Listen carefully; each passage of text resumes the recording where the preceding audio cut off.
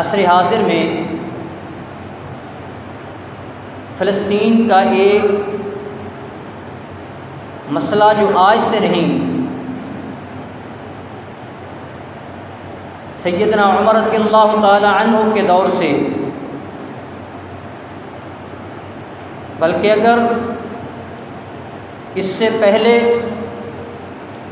حضرت داؤد علیہ السلام، حضرت سلیمان علیہ السلام، اس وقت سے دیکھا جائے تو یہ فلسطین کا وہ علاقہ جو شام کے ساتھ تعلق رکھتا ہے، یہ انتہائی اہمیت کا حامل ہے۔ اس اعتبار سے کہ ایک انبیاء کرام کی کثیر تعداد اللہ تعالیٰ نے اس علاقے کے اندر انہیں مبعوث فرمایا ہے۔ حضرت ابراہیم علیہ السلام، حضرت اسحاق علیہ السلام، حضرت لوط علیہ السلام، حضرت یوشع بن نون علیہ السلام اور دیگر انبیاء کرام اس علاقے کے اندر جسے آج فلسطین کہا جاتا ہے، وہاں پہ کسی نہ کسی اعتبار سے انہوں نے اپنا قیام فرمایا ہے۔ اس اعتبار سے کہ یہ انبیاء کرام کی وہ مقدس جگہ ہے اور دنیا میں واحد جماعت وہ مسلمان جماعت ہے کہ جو تمام انبیاء کرام پر ایمان اور یقین رکھتی ہے۔ لا نفرق بین احد من رسلی، جو اللہ رب العالمین نے انبیاء کرام کے بارے میں ارشاد فرما دیا، ہم مسلمان انبیاء کرام پر اسی طرح ایمان اور یقین رکھتے ہیں۔ کسی نبی کے متعلق اپنی رائے، اپنے خیالات، اپنے تفکرات، اپنے تدبرات، اپنے تصورات کی روشنی میں ان کی فضیلت کے اندر، ان کے مقام کے اندر، ان کے درجے کے اندر کوئی فرق ہم اس کو روا اور جائز نہیں سمجھتے۔ دیگر مذاہب کو دیکھا جائے تو وہاں پہ یہ چیز نظر آتی ہے کہ کچھ انبیاء رسل کے ساتھ خاص اعتقاد موجود ہے اور کچھ انبیاء کے ساتھ ان کا منفی کا عقیدہ اور تصور موجود ہے۔ کہ وہ علاقہ فلسطین اور وہاں پہ بیت المقدس، وہاں پہ قبۃ الصخراء اور وہاں پہ وہ انبیاء کرام کے ساتھ جو منسوب چیزیں جن کو تابوت السکینہ بھی کہا جاتا ہے، اور وہیں پہ موجود مسجد اقصیٰ، حضرت یحییٰ علیہ السلام، زکریا علیہ السلام، حضرت الیاس علیہ السلام اور حضرت موسیٰ علیہ السلام کے بارے میں بھی آتا ہے کہ وہ بھی خواہش کرتے تھے کہ میری موت اس علاقے کے اندر آئے۔ یعنی کتنے انبیاء کرام کی محبتوں کا مرکز اور محور وہ جگہ، اور اسی لیے شاید جب اللہ رب العالمین نے امام الانبیاء حضرت محمد الرسول اللہ صلی اللہ علیہ وآلہ وسلم کو معراج کرائی تو آپ کو مسجد حرام سے مسجد اقصیٰ لے جایا گیا، اور وہاں پہ دیگر انبیاء کرام بھی موجود تھے، اور وہیں پہ نبی علیہ السلام کو یہ اعزاز اور لقب عطا کیا گیا جسے امام الانبیاء کا لقب کہا جاتا ہے۔ انبیاء کرام کی صفیں بن گئی نماز پڑھنے کے لیے، اب ان انبیاء کرام کی امامت کون کرائے گا؟ تو اس وقت اللہ تعالیٰ کے حکم کے ساتھ نبی آخر الزماں کو اشارہ کیا گیا کہ آپ ان کی امامت کرائیں گے، اور آج آپ کو امام الانبیاء کا لقب دیا جائے گا۔ یہ کم اعزاز کی بات نہیں ہے۔ یہ بڑے اعزاز کی بات ہے۔ تو وہ جگہ جس جگہ کے ساتھ انبیاء کرام کی محبت ہے، تو انبیاء کرام کے بارے میں مسلمان ہی صحیح عقیدہ رکھتے ہیں، تو اس اعتبار سے اس جگہ کے حقدار سب سے زیادہ اگر ہو سکتے ہیں تو مسلمان ہو سکتے ہیں۔ اور اسی لیے حضرت عمر رضی اللہ تعالی عنہ نے اپنے دور خلافت کے اندر اس بیت المقدس کو فتح کیا تھا، اور کس انداز کے ساتھ فتح کیا تھا۔ آپ جو تاریخ سے واقف ہیں، تاریخ کو پڑھتے ہیں کہ جب حضرت عمر رضی اللہ تعالی عنہ نے اس کو فتح کیا تو اس وقت وہ اپنی تورات کو لے کر کھول کر بیٹھے ہوئے تھے، جس کے اندر لکھا ہوا تھا کہ ایک ایسا شخص آئے گا، اس کی یہ حیثیت ہوگی، اس کی یہ حالت ہوگی، یہ اس کی صورت ہوگی، اس انداز کے ساتھ آئے گا۔ اسی چیز کو دیکھ کر سیدنا عمر رضی اللہ تعالی عنہ کو دیکھ کر وہ بیت المقدس کی چابیاں حضرت عمر رضی اللہ تعالی عنہ کو دے دیتی ہیں۔ یہی وہ مسجد اقصیٰ ہے جس کے بارے میں امام الانبیاء حضرت محمد رسول اللہ صلی اللہ علیہ وسلم نے فرمایا کہ پوری کائنات کے اندر صرف 3 مقام ایسے ہیں، 3 مساجد ایسی ہیں جن 3 مساجد کی طرف انسان ثواب کی نیت سے سفر کر سکتا ہے۔ ہر مسجد میں جائے انسان کو ثواب ملتا ہے، لیکن خصوصی طور پر کسی مسجد کی طرف ثواب کی نیت سے سفر کرنا کہ وہاں پہ میں جا کر نماز پڑھوں گا تو مجھے زیادہ ثواب ملے گا، وہ 3 مساجد ہیں، مسجد حرام، مسجد نبوی اور مسجد اقصیٰ ہے۔ اور یہی وہ مقام ہے مسجد اقصیٰ جس کے بارے میں نبی علیہ الصلوۃ والسلام فرماتے ہیں کہ وہ دجال مدینے کے اندر بھی داخل نہیں ہوگا، مسجد حرام میں بھی داخل نہیں ہوگا، طور کے پاس بھی نہیں جائے گا، اور مسجد اقصیٰ کے اندر بھی دجال داخل نہیں ہو سکتا۔ حالانکہ جب اس کی موت آئے گی، جب اس کو قتل کیا جائے گا تو اس وقت فلسطین کی اس دیوار کے پاس شام کے قریب ہوگا، فلسطین کے اندر داخل نہیں ہو سکے گا، لیکن وہیں پہ اس کو قتل کر دیا جائے گا۔ یہی وہ مسجد اقصیٰ ہے جس کے ساتھ ہماری گہری محبت، گہری عقیدت ہے۔ اس فلسطین کے ساتھ بھی اسی لیے ہماری گہری محبت اور عقیدت ہے۔ نبی علیہ الصلوۃ والسلام فرماتے ہیں کہ مسجد نبوی کے اندر نماز ادا کرنا، صحیح حدیث، 1000 نماز کا ثواب عام مساجد کی نماز ادا کرنے سے 1000 نماز زیادہ کا ثواب ملتا ہے مسجد نبوی کے اندر۔ اور مسجد اقصیٰ میں آپ نے کیا فرمایا؟ 4 گنا، کہ مسجد اقصیٰ کے اندر جو نمازیں 4 پڑھی جائیں اور مسجد نبوی کے اندر 1 نماز پڑھی جائے، گویا کہ ثواب کے اعتبار سے وہ اس کے برابر ہوتی ہے۔ مسجد نبوی میں 1000 نماز کا ثواب، تو اس حدیث کے اعتبار سے مسجد اقصیٰ میں 250 نماز کا ثواب ملتا ہے۔ عام مساجد میں نماز ادا کرنے کے اعتبار سے مسجد اقصیٰ میں نماز ادا کرنا اس حدیث کی روح سے، جسے امام البانی رحمۃ اللہ علیہ نے صحیح قرار دیا ہے کہ 4 نمازوں کے برابر مسجد نبوی میں نماز پڑھنا 4 مسجد اقصیٰ کی نمازوں کے برابر ہے، اور مسجد نبوی میں نماز ادا کرنا اس حدیث میں 1000 نماز عام مساجد کے اعتبار سے۔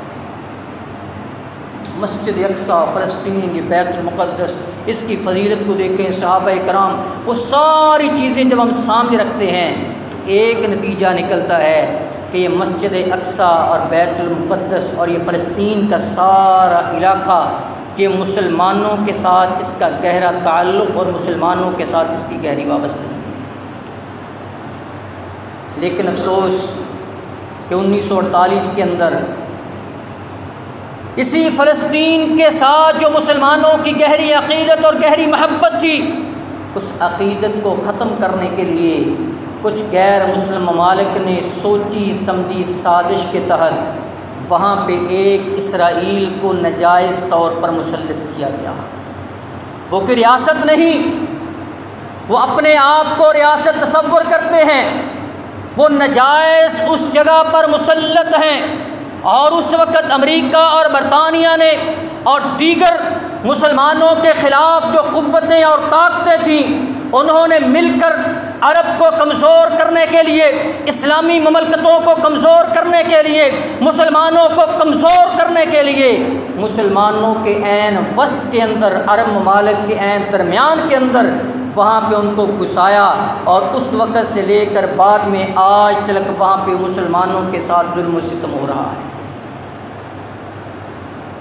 70 کی دہائی کے اندر مسجد اقصیٰ کو آگ لگائی گئی، اور اس وقت کی وہ خبر بھی بہت سے لوگوں کو یاد ہوگی کہ جب مسجد اقصیٰ کو 1976 کے قریب جب آگ لگائی تھی، اس وقت کی وزیر اعظم نے بعد میں بیان دیا، اس نے کہا میری پوری زندگی کا ایک دن ایک رات وہ ایسی رات اور ایسا دن ہے کہ جس رات میرے لیے سب سے وہ برا دن تھا، بری رات تھی، لیکن وہ میری بری رات اور برا دن خوشحالی کے اندر تبدیل ہو گیا۔ اسرائیل کی اس وقت کی گولڈا میئر جو وزیر اعظم تھی، اس نے یہ بیان دیا تھا بعد میں آگ لگانے کے بعد۔ کسی نے پوچھا یہ کیسے، وہ کون سی رات تھی، وہ کون سا دن تھا، اور کیا ہوا کہ آپ کہہ رہی ہیں کہ وہ برا دن بھی تھا لیکن خوشحالی کے اندر، خوشی کے اندر تبدیل ہو گیا، اطمینان کے اندر تبدیل ہو گیا۔ کہا کہ جب مسجد اقصیٰ کو ہم نے آگ لگائی تو اس وقت سوچا پوری رات میں نہیں سوئی، اس لیے کہ ہم نے مسلمانوں کے مقدس مقام کو آگ لگائی ہے، مسلمان حکمران مل کر ضرور اگلے دن اسرائیل کو تباہ و برباد کر دیں گے۔ لیکن جب صبح کا عالم ہوا، مجھے خبریں پہنچی، مجھے پتہ چلا کہ اسلامی حکمرانوں نے کیا کیا، مل کر قرارداد مذمت پیش کر کے آرام سے اپنے گھروں میں بیٹھ گئے ہیں۔ تو مجھے خوشی ہو گئی، میں مطمئن ہو گئی کہ مسلمان ہمارا کچھ نہیں بگاڑ سکتے، یہ صرف قرارداد مذمت ہی پیش کر سکتے ہیں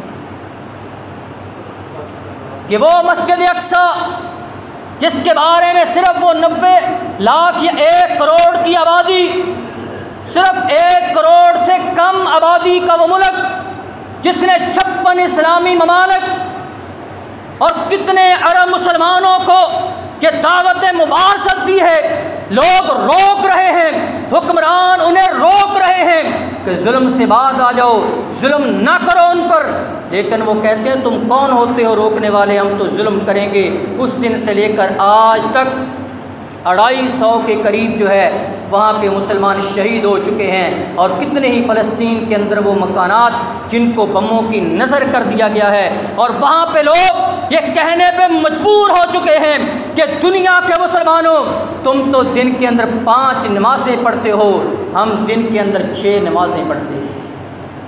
پوچھا تم 6 کیوں کون سی پڑھتے ہو؟ کہا تم 5 نمازیں پڑھتے ہو، فجر ظہر عصر مغرب عشاء، اور ہم 6 نمازیں پڑھتے ہیں، فجر ظہر عصر مغرب عشاء اور 1 نماز جنازہ پڑھتے ہیں۔ وہاں پہ یہ ظلم و ستم، کچھ پاکستان نے کل جنرل اسمبلی کے اندر آواز کو بلند کیا کہ ان کے ظلم و ستم کو روکا جائے، لیکن ایک ملک کے علاوہ کسی نے پاکستان کی آواز کے ساتھ آواز ملانا بھی گوارا نہیں۔ کیا وجہ ہے؟ اس لیے کہ اقوام متحدہ کے اندر جتنے ممالک بیٹھے ہوئے ہیں وہ اپنے اپنے مفاد کے لیے بیٹھے ہوئے ہیں۔ اس وقت ہمیں کیا کرنا چاہیے؟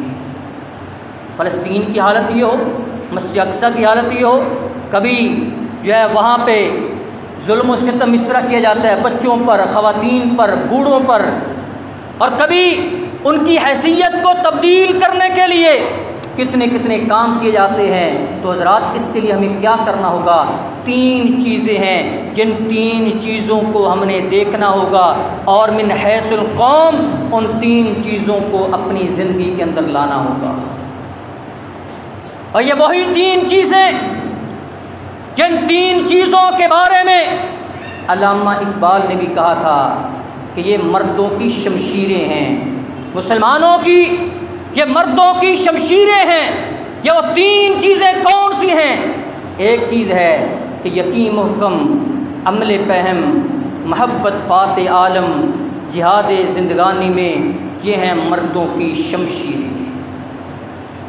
آج ضرورت ہے کہ اپنے توکل کو اللہ رب العالمین پر، اپنے ایمان کو اپنے یقین کو پختہ کیا جائے کہ اگر موت بستر پر آنی ہے تو میدان میں نہیں آ سکتی، بستر پر آئے گی۔ اگر موت روڈ پر آنی ہے تو روڈ پر آئے گی، گھر پہ نہیں آ سکتی۔ اگر موت ہسپتال کے اندر آنی ہے تو ہسپتال کے اندر ہی آنی ہے، پھر گھر پہ نہیں آ سکتی۔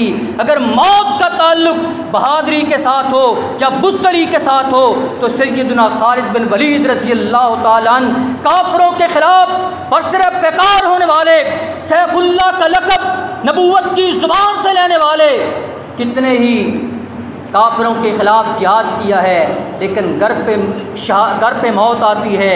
لیکن اور کتنے ہی وہ صحابہ کرام رضوان اللہ علیہم اجمعین ہیں کہ جو پہلے دن میدان کارزار میں جاتے ہیں، ابھی چند ساعتیں گزرتی ہیں، شہادت کی موت اللہ تعالیٰ ان کو عطا کر دیتا ہے کہ موت جہاں پہ آنی ہے، جب آنی ہے، جس طرح آنی ہے، جس طرح اللہ تعالیٰ نے لکھا ہوا ہے، لا یستاخرون ساعۃ ولا یستقدمون، ایک لمحہ آگے پیچھے نہیں ہو سکتا۔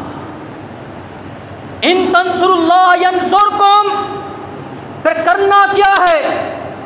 تم اللہ تعالیٰ کی مدد کرو، ینصرکم، اللہ تعالیٰ تمہاری مدد کرے گا۔ وتعز من تشاء وتذل من تشاء بیدک الخیر، عزت بھی اللہ کے ہاتھ میں ہے، ذلت بھی اللہ کے ہاتھ میں ہے۔ ان ینصرکم اللہ فلا غالب لکم، اگر کائنات کا رب تمہاری مدد کرے، فلا غالب لکم، کائنات کی کوئی طاقت تم پر غلبہ حاصل نہیں کر سکتی۔ وَإِن يَخْذُلْكُمْ فَمَنْ ذَا الَّذِي يَنصُرُكُم مِّن بَعْدِهِ وَعَلَى اللَّهِ فَلْيَتَوَكَّلِ الْمُؤْمِنُونَ، اور اگر کائنات کا رب تمہیں ذلیل کرنا چاہے، کائنات کی کوئی طاقت تمہیں ذلت سے نہیں بچا سکتی۔ اس لیے سب سے پہلا کام یقین محکم اللہ تعالیٰ پر اپنے اعتقاد کو، اپنے یقین کو مضبوط کرنا ہوگا۔ اور دوسرا، کسی بھی ملک کی معیشت کا انحصار، کسی بھی ملک اس کی طاقت کا انحصار اس کی معیشت پر ہوتا ہے، اور معیشت کو کہا جاتا ہے کہ اس کی ریڑھ کی ہڈی کی حیثیت ہے۔ تو ہم نے کیا کرنا ہے؟ ایسے ممالک جہاں پہ اللہ تعالیٰ کی توہین ہو رہی ہو، جہاں پہ نبی علیہ الصلاۃ والسلام کی گستاخیاں اور توہین ہو رہی ہو، جہاں پہ شاعر اسلام مساجد کی توہین ہو رہی ہو، جہاں پہ مسلمانوں پر ظلم و ستم ہو رہا ہو، ایسے ممالک کی جتنی بھی مصنوعات ہیں ان کا ہم نے سرے سے بائیکاٹ کرنا ہے۔ صرف بائیکاٹ سوشل میڈیا پر نہیں، صرف فیس بک پہ نہیں، صرف واٹس ایپ پہ نہیں، بلکہ عملی طور پر تہیہ کرنا ہے۔ کوئی ایسی چیز ہم ان کی بالکل اپنے استعمال میں نہیں لے کر آئیں گے۔ معیشت کو کمزور، اپنی معیشت کو مضبوط کرنا ہے، اپنی معیشت کو مضبوط، اور دوسرا پہلو ان کی معیشت کو کمزور کرنا ہے۔ یہ وہ طریقہ ہے کہ کسی بھی ملک کی اس کی حکومت کا انحصار جو معیشت پر ہوتا ہے، جو ریڑھ کی ہڈی ہے، اس کو کمزور کیا جائے۔ اور تیسرا ہوتا ہے کہ اس ریڑھ کی ہڈی کی حفاظت کرنے والی چیز وہ اس ملک کی دفاعی قوت، اسلحہ کی قوت ہوتی ہے۔ ہم نے اپنے ملک کی دفاعی قوت کو بھی مضبوط کرنا ہے، جس کے بارے میں نبی علیہ الصلوۃ والسلام نے فرمایا تھا کہ الا ان القوۃ الرمی، حکومتوں کا انحصار جس طاقت پر ہوتا ہے وہ اسلحہ کی طاقت پر ہوتا ہے۔ اللہ تعالیٰ پر ایمان اور یقین رکھنے کے بعد بہت سے لوگ کہتے ہیں کہ دنیا کے اندر سپر پاور وہ ہے کہ جس کی معیشت اچھی ہو، لیکن اگر آپ تاریخ کا مطالعہ کر کے دیکھیں اور جتنے بھی ممالک ہیں ان کو پڑھ کر دیکھیں، وہ طاقت والا نہیں کہ جس کی معیشت اچھی ہے۔ بہت سے ممالک موجود ہیں جن کی معیشت اچھی ہے لیکن سپر پاور نہیں۔ سپر پاور وہی ہے جن کے پاس اسلحہ کی اور دفاعی طاقت مضبوط ہے۔ ہمیں دفاعی اعتبار سے بھی،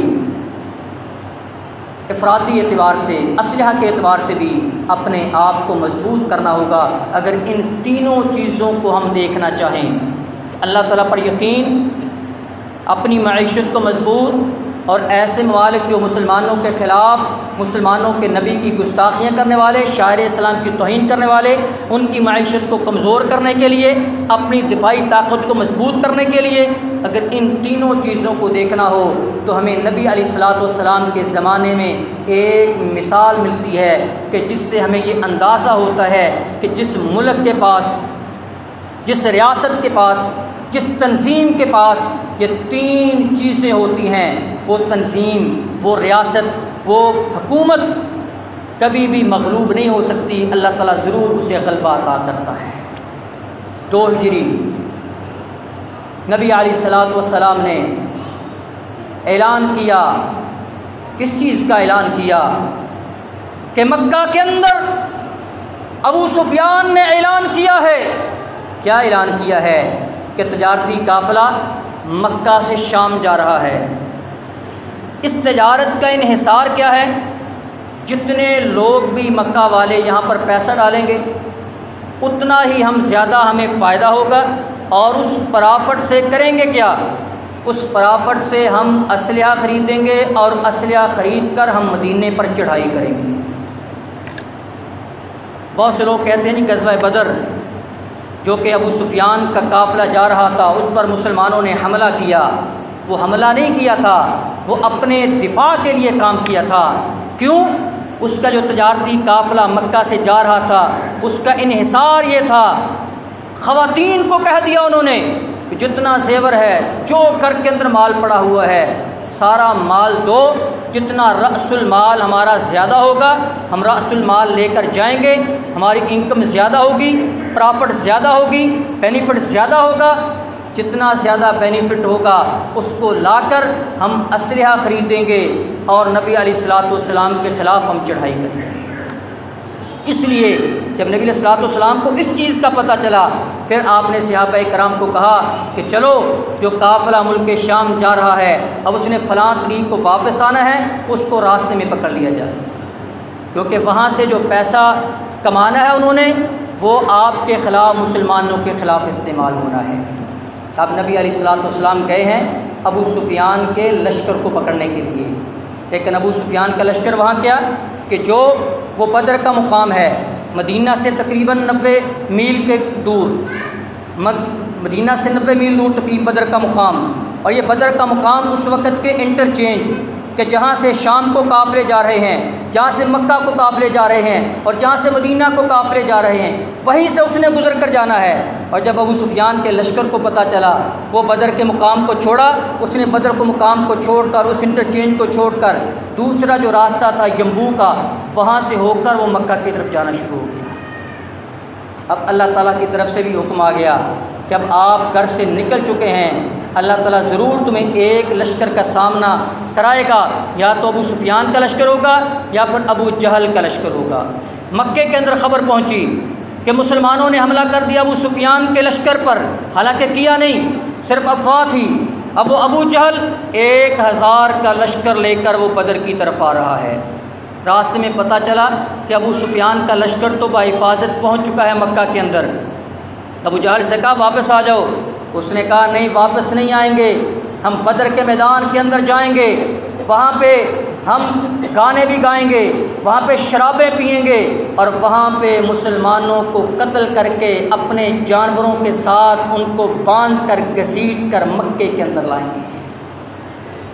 اتنا پختہ عزم کر کے وہاں سے یہ نکلا 1000 کے قریب لشکر لے کر، اور ادھر مسلمانوں کی تعداد 313 314 یا 315 کے قریب ہے۔ مسلمانوں کے پاس کیا ہے؟ مسلمانوں کے پاس سب سے پہلی وہی چیز ہے اللہ تعالیٰ پر توکل، اللہ تعالیٰ پر بھروسہ، اللہ تعالیٰ پر یقین، یہی توکل، یہی بھروسہ۔ وہیں پہ نبی علیہ الصلوۃ والسلام نے صحابہ کرام کو مخاطب کر کے کہا پیارے صحابہ، ہم گھر سے نکلے تھے، مدینہ سے نکلے تھے، کس لیے نکلے تھے؟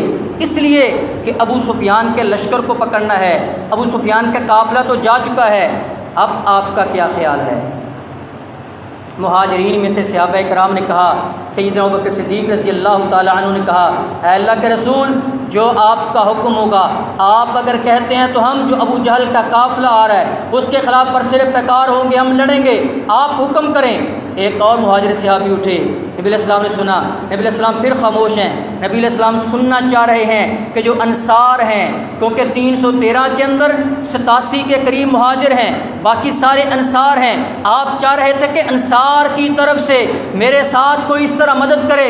حضرت سعد بن معاذ رضی اللہ تعالی عنہ اٹھے، کہا اللہ کے رسول ہم وہ نہیں جنہوں نے موسیٰ علیہ السلام کو کہہ دیا تھا کہ فَاذْهَبْ أَنْتَ وَرَبُّكَ فَقَاتِلَا إِنَّا هَاهُنَا قَاعِدُونَ، کہ آپ جائیے، آپ کا رب جائے، وہ لڑیں، ہم لڑنے والے نہیں، ہم تو بیٹھنے والے ہیں، ہم تو کھانے پینے والے ہیں، ہم تو اقتدار کے نشے میں رہنے والے ہیں۔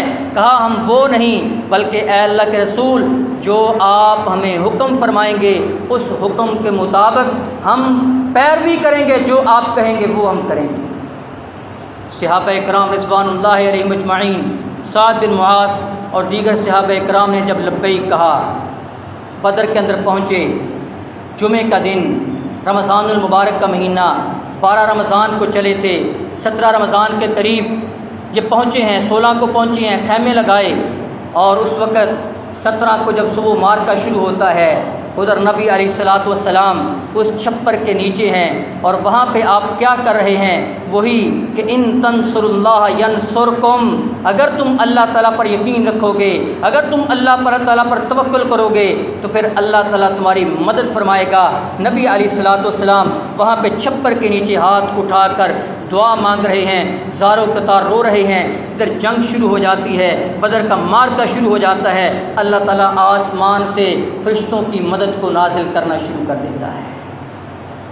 انحصار، سب سے زیادہ انحصار وہ اللہ تعالیٰ پر توکل، اللہ تعالیٰ پر ایمان، اللہ تعالیٰ پر یقین، کہ اگر اللہ رب العالمین پر ایمان پختہ ہوگا، یقین پختہ ہوگا، تو ایسا نہیں ہو سکتا کہ مسلمان وہ مغلوب ہو جائیں۔ جتنی بھی غزوات ہوئے ہیں آپ ان کو اٹھا کر دیکھ لیں، اس کے پیچھے یہی چیز نظر آتی ہے۔ اگر غزوہ موطا کو دیکھتے ہیں، یرموک کو دیکھتے ہیں کہ مسلمانوں کی تعداد کتنی ہے؟ 3000، مخالفین کی تعداد کتنی ہے؟ 6000 نہیں، 1 لاکھ نہیں، 2 لاکھ غیر مسلم ہیں، اور مسلمانوں کی تعداد صرف 3000 ہے، لیکن فتح، کامیابی وہ ملتی ہے مسلمانوں کو۔ کیوں؟ اللہ تعالیٰ پر توکل، اللہ تعالیٰ پر یقین، اور اس کے ساتھ ساتھ اپنے آپ کو مضبوط کرنا، کردار کے ساتھ، عمل کے ساتھ۔ اور یہی علامہ اقبال نے کہا تھا، فضائے بدر پیدا کر فرشتے تیری نصرت کو۔ صحابی کہتے ہیں میں نے دیکھا کہ ایک آدمی کے پاس گیا، میرے جانے سے پہلے، میرے تلوار چلانے سے پہلے اس آدمی کی گردن جدا ہو جاتی ہے، اس آدمی کی گردن جدا ہو جاتی ہے۔ نبی علیہ السلام نے کہا یہ وہ فرشتے سے جو اللہ تعالیٰ نے مدد کے لیے بھیجے تھے، اس کے ذریعے ان لوگوں کو قتل کروا دیا۔ اور اسی جنگ کے اندر حضرت افرا رضی اللہ تعالی عنہ وہ صحابیہ بھی تھیں جنہوں نے اپنے 7 بچے، 7 بیٹے، یہ نہیں کہا کہ ایک جہاد کے لیے بدر کے نکل آؤ، باقی 6 اپنے گھر میں بیٹھو، 7 کو کہا کہ جاؤ، اگر وہاں پہ موت آنی ہے تو وہاں پہ ہی آنی ہے، گھر پہ نہیں آنی۔ 7 بیٹے حضرت افرا رضی اللہ تعالی عنہ کے بدر کی جنگ کے اندر شریک تھے، جن میں سے 3 جو ہے جام شہادت بھی نوش کیا۔ فضائے بدر پیدا کر فرشتے تیری نصرت کو، اتر سکتے ہیں گردوں سے کتار اندر کتار۔ اب بھی آج بھی ضرورت ہے کہ ہم وہ اپنا ایمان، اپنا یقین اللہ تعالیٰ پر پختہ کریں، اور اس کے ساتھ ساتھ معاشی طور پر مضبوط ہوں، افرادی طور پر مضبوط ہوں، اور اس کے ساتھ ساتھ اتحاد اور اتفاق کو اپنی زندگی کے اندر لے کر آئیں۔ انشاءاللہ ضرور اللہ رب العالمین مسلمانوں کی مدد فرمائے گا۔ اللہ رب العالمین نے ابرہ کے مقابلے میں ابابیلوں سے کام لے لیا، جس سے اللہ تعالیٰ کام لینا چاہے گا ہمیں تیار رہنا چاہیے، ہمیں تیار رہنا چاہیے۔ باقی اللہ تعالیٰ جس سے کام لے گا انشاءاللہ ضرور لے گا، اللہ تعالیٰ ضرور مسلمانوں کی مدد فرمائے گا۔ اللہ رب العالمین جہاں بھی مظلوم فلسطین کے اندر ہیں، کشمیر کے اندر ہیں، جہاں جہاں پہ بھی ہیں، اللہ تعالیٰ تمام مظلومین کی مدد فرمائے، ظالموں کو اللہ تعالیٰ ہدایت نصیب فرمائے، اگر ان کے حق میں ہدایت نہیں ہے اللہ تعالیٰ ان کو نیست و نابود فرمائے۔ ہما علیہ الا البلاغ۔